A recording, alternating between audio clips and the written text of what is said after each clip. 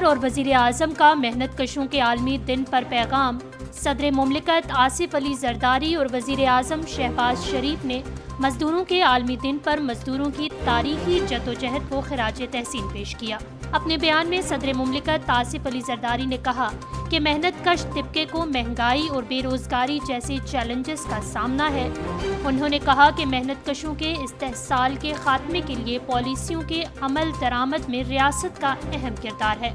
صدر مملکت نے مزید کہا کہ امید ہے کہ وفاقی اور صوبائی حکومتیں مزدوروں کے حقوق کے لیے کردار ادا کریں گی۔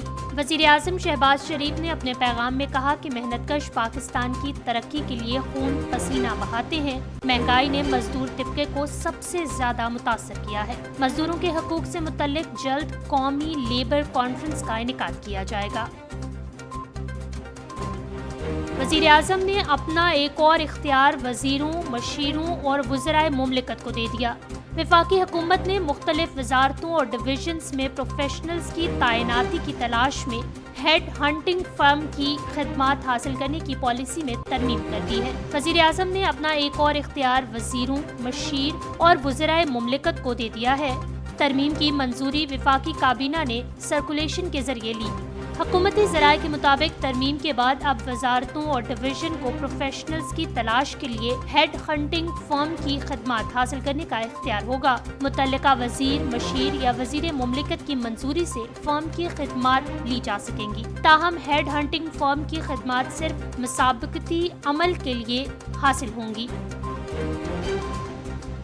قومی اسمبلی میں تقریر کے بعد جے یو آئی اور پی ٹی آئی میں رابطے کا فیصلہ۔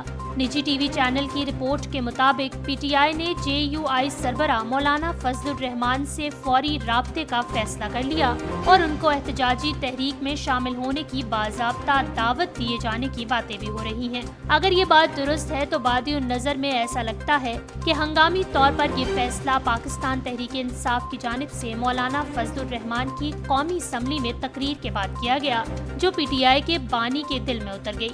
نجی ٹی وی چینل کی رپورٹ کے مطابق مولانا فضل الرحمان موجودہ اسمبلی کو مصنوعی، غیر حقیقی قرار اور دھاندلی سے کامیابی حاصل کرنے والی ارکان کی اسمبلی قرار دے چکے ہیں اور اسے تسلیم کرنے سے انکار کرتے ہیں۔ اس کی افادیت اور مقصدیت پر سوال اٹھاتے رہے ہیں۔ تاہم پیر کو اچانک اسمبلی میں شرکت کر کے انہوں نے ایوان کو سرپرائز دیا۔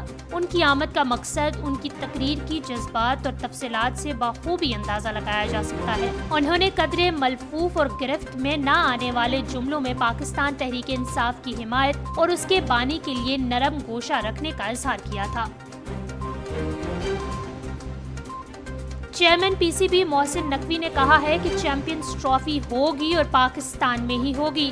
ہماری تیاریاں جاری ہیں، کہیں ایک موقع بھی تیاری کا نہیں رکھیں گے۔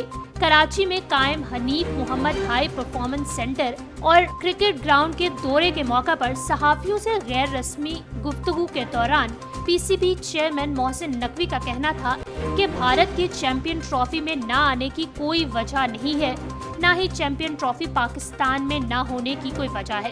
ہائیبرڈ ماڈل کی کوئی بات نہیں ہے، ہم نے شیڈیول بھیج دیا ہے، تمام ٹیمیں پاکستان آئیں گی۔ بھارت پروپیگنڈا کر رہا ہے تو آپ لوگ بھی کریں۔ Chairman P C B Mohsin Naqvi کا مزید کہنا تھا کہ پوری 8 کی 8 ٹیمیں پاکستان آئیں گی۔ نیشنل اسٹیڈیم میں کام جاری ہے اور چیمپئن ٹرافی سے قبل مکمل کر لیا جائے گا۔ دن رات یہیں بیٹھ جائیں گے۔ اسٹیڈیم کے ترقیاتی کام کے لیے انٹرنیشنل کنسلٹنٹ رکھے ہیں اور وہ کام کر رہے ہیں۔ متحدہ عرب امارات میں بارشوں کے ایک اور سلسلے کے آغاز کی پیشن گوئی۔ مختلف علاقوں میں گرج چمک کے ساتھ تیز بارش کا امکان۔ بارشوں کا سلسلہ جمعے تک جاری رہنے کا بھی امکان۔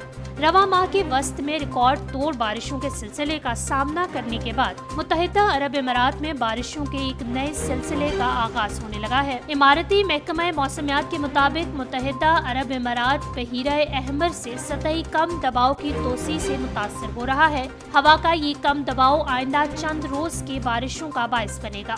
آئندہ چند روز کے دوران مرطوب جنوب مشرقی ہوائیں بھی عرب امارات کے موسم پر اثر انداز ہو سکتی ہیں۔ اسی کے باعث متحدہ عرب امارات کے مختلف علاقوں میں بدھ سے لے کر جمعے تک گرج چمک کے ساتھ موسلادھار بارشوں کا امکان ہے۔